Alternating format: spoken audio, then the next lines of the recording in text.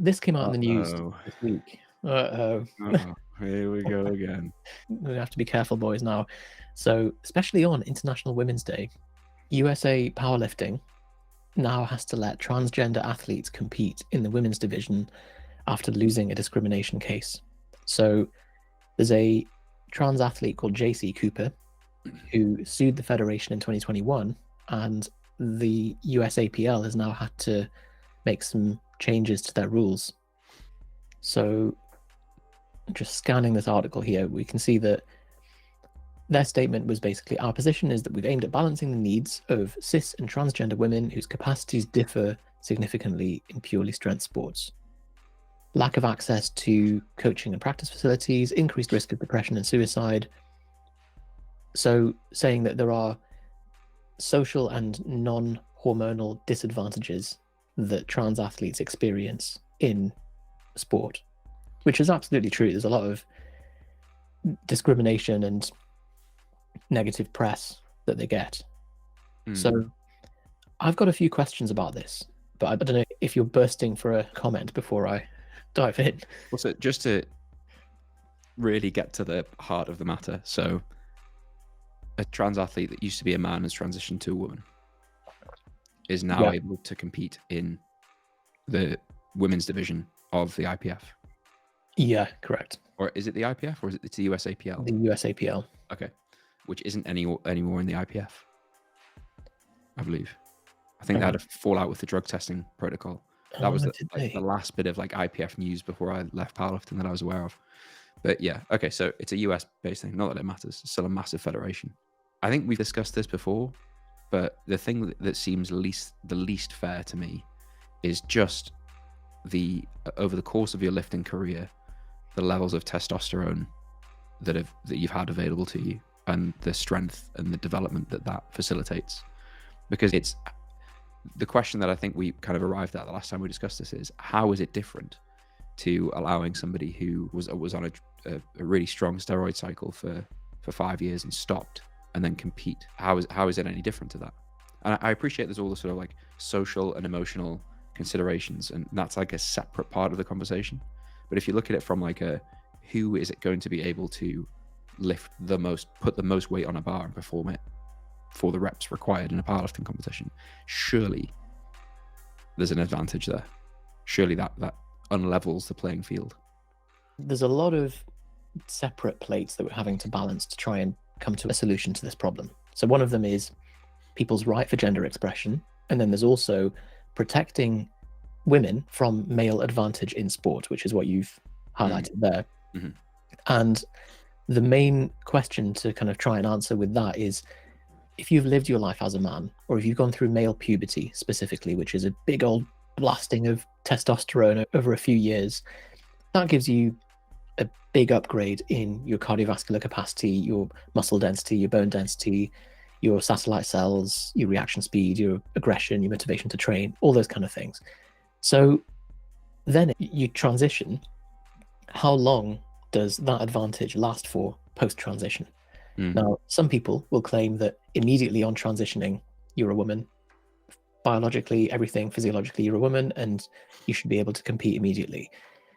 That's a bit disingenuous because there are some advantages, but perhaps some of that edge that you get kind of fades after, say, a year post-transition. You're on female hormone therapy and so on, and then back to a level playing field. Again, we'd have to quantify what that difference is, and that someone has done a study looking at different sports and seeing what the percentage difference in advantages across speed, strength, power, jump height, those kind of things.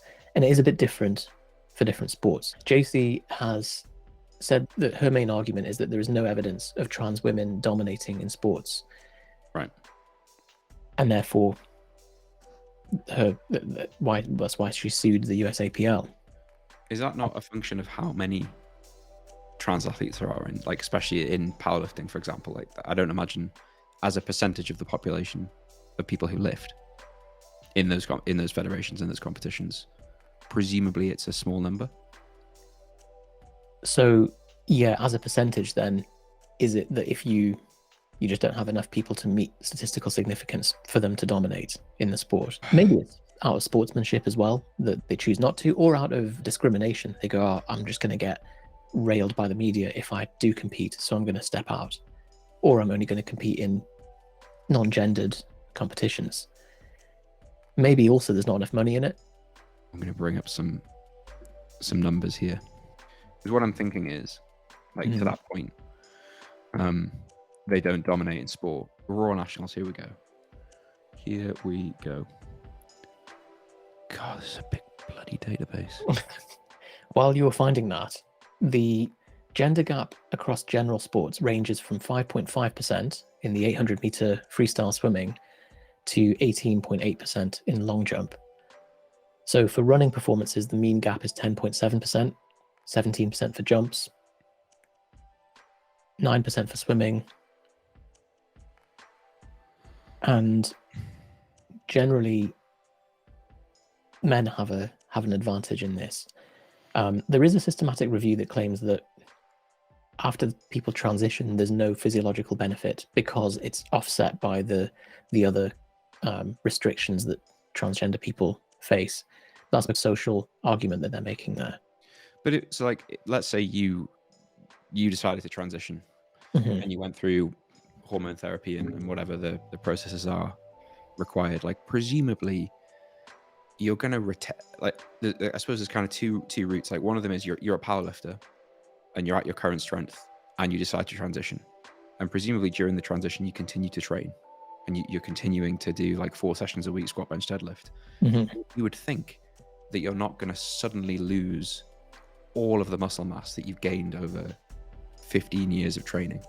But maybe that's naive of me. I don't know. Like, maybe if you do go through really strong hormonal treatment, you would like be normalized to the strength of other women in your weight class with the same training age.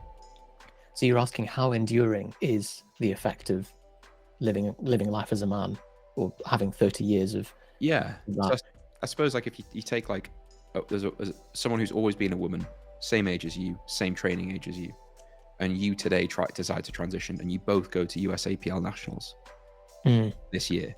Like, who has the advantage in that competition? Or rather, do you have an unfair advantage in that competition? Well, this also depends on what their criteria for gender is. So the Olympics, as far as I know, they may have changed this since this, because this is from the last video we did on this, is that you have to demonstrate serum testosterone below 10 nanomoles per liter for 12 months prior to your first competition. Okay. But you can have a penis and balls. Yeah, to require surgical anatomical changes as a precondition to participation is not necessary to preserve fair competition. I see. So that they are concerned about serum test levels in the year leading up to the competition, rather than penis and balls. Which is actually, from a sporting perspective, I think a really sensible way of viewing it, because it just gets away from the, like, what I suppose could be quite a difficult narrative and a difficult thing to navigate, as if you just say, look, blood tests for this period of time, if it's within this range, you're allowed to compete. Yeah, because that's independent of, like, you could say, right, I'm identifying as a woman now, next day, but it's like, well, okay, but you still need that 12-month period. However, it's a bit reductive. They've gone testosterone. What about EPO? What about GH? Well, and the other key assumption is that, like, to use that example, so the reason I brought up these numbers, by the way, what do you weigh right now? 75. Okay, so you'd be in the 76 kilo class. So Jasmine Penn, who won the USAPL Nationals in the 76 kilo class, squatted 205, benched 130, and deadlifted 212. Okay. Now, is she number one? Yeah, I think so. Assuming I'm looking at this right, like, I'm sure someone who knows a lot about powerlifting might say, like, oh my god, you picked a trans athlete or whatever. But, like, back to the point of trans athletes don't dominate in sports. What's the total? How much could I lose off my total? 547. Okay, so I could lose 37 kilos off my total and still beat Jasmine Penn. Yeah. That's assuming that like your total is the total you're able to put up in USAPL nationals is the best numbers you can possibly. But yeah, I see your point. But like to the point of like why is it? It's not like, you know, trans athletes aren't moving into USAPL and dominating.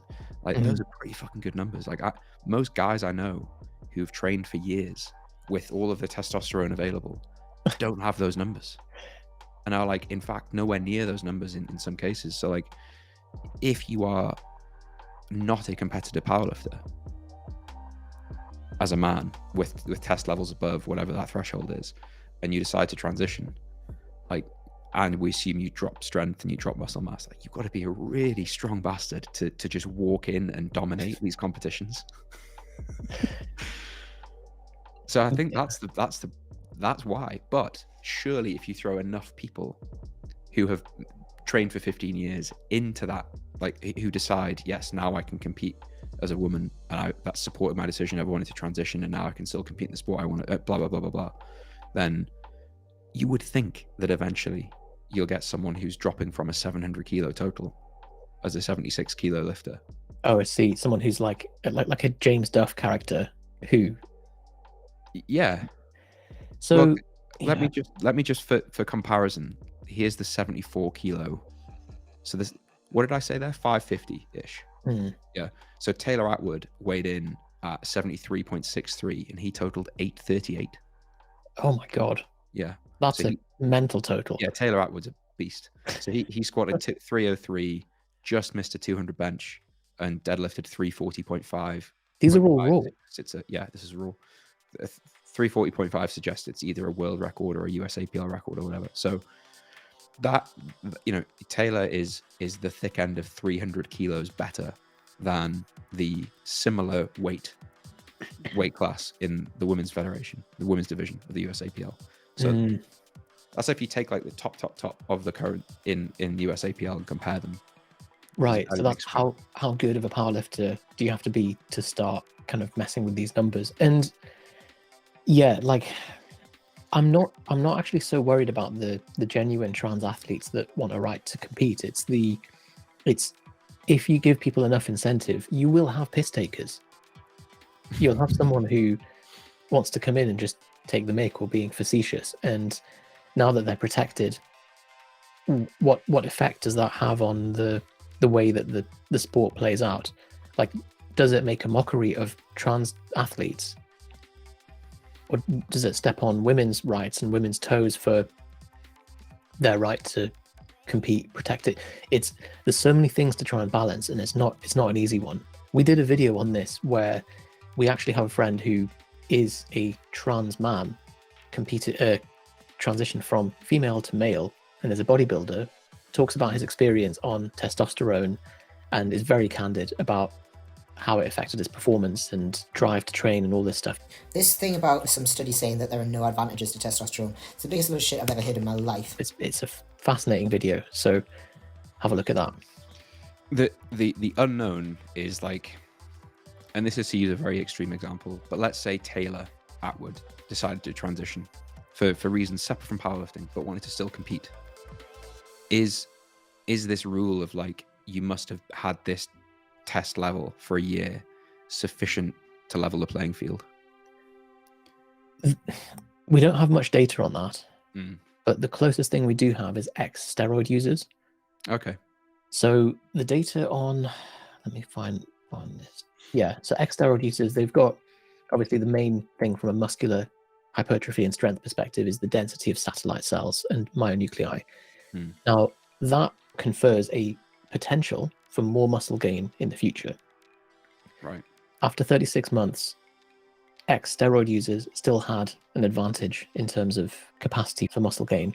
Now, it's not quite one for one because natural males are not steroid users. They've got exposure to testosterone in normal ranges and not, multiple grams a week. So we can't quite make a comparison there, but it's interesting to see that's how long the effects last for, at least.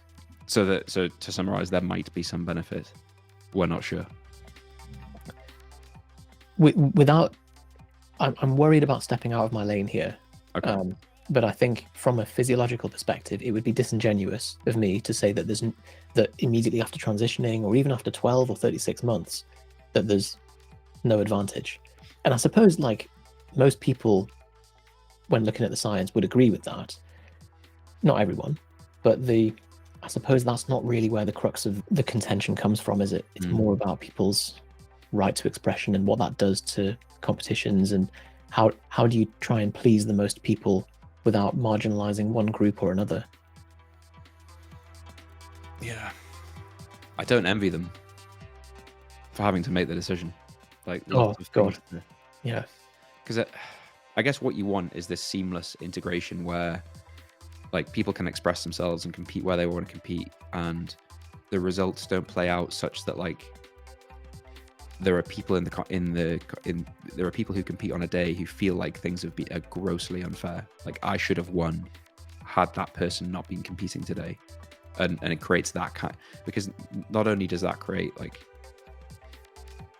distrust in the organization, it also reduces the, like, even if a trans athlete is to go in and compete and win, it almost, like, discredits the win, because people are like, oh well, you're only winning because, it's like offering the justification that may or may not be true, and we don't know. There was that swimming competition where the trans athlete won, and the women who came second, third, and fourth stood on the third podium in protest. Don't know if you saw that. Yeah. So yeah, at the end of the video with Ethan, he was one of the potential options, which again is a bit messy, is like, do you just open sport as a free-for-all? Do you just get rid of divisions, weight divisions and gender divisions, and just say best person wins? Or do you have a trans-only category? And is a trans-only category will it be so undersubscribed that it wouldn't produce the same level of competition that we want in sport? And how would you have it? Because it's just occurred to me that, like, if you assume the transition the other way around, then that person is taking exogenous testosterone to transition to becoming a man. At what point is that, like, you almost got to monitor those blood levels to the extent that the testosterone has to be in, like, a fair range. Mm-hmm. But then we're aiming for fairness. Is that, like, when people are born at different heights and different levels of access to sport and different, it's like we just arbitrarily define, but this particular number on the blood test has to be fair. But yeah, like, it's not fair that Owen Hubbard has shorter arms than me. That's never been fair. You should send him a message. Owen, we're just on a podcast, and I've thought about this quite a bit, and I actually I just want you to know, I think it's really unfair that your arms are as short as they are. And I hope you can bring yourself to do a public apology and just get this aired out. Just drive hard. Yeah. Well, I'd like to say that we've put that topic to bed, but I don't think we have. I think we navigated through that without stepping on any landmines, other than when you got someone's gender wrong. Apart from that, I mean, that's a pretty major one. I might even have to edit it out. And edit out me talking about it. No. Oh, yeah. Genuine mistake. You have made it to the end of this video, so I have a special gift for you. I need you to follow this very specific set of steps.